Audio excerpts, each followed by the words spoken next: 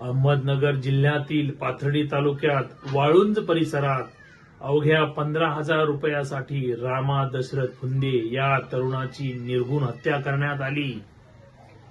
आरोप कुणावर? तर अकोला गावचे माजी सरपंच गर्जे कुटुंबीय।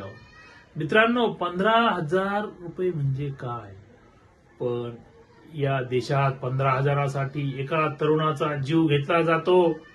मित्रांनो, ग्रामीण भारत आजही सावकाराच्या विळख्यात अडकलेला आहे। सरकारी योजना कागदावर आहेत, पण शेतकऱ्याच्या हातात नाहीत। आज शेतकरी कर्जमाफी मागत नाही, तो माणूस म्हणून जगण्याचा अधिकार मागत आहे।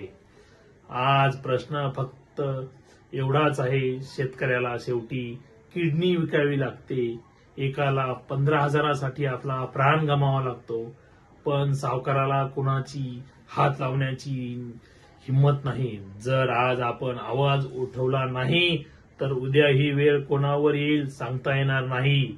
म्हणूनच मित्रांनो, हा व्हिडिओ फक्त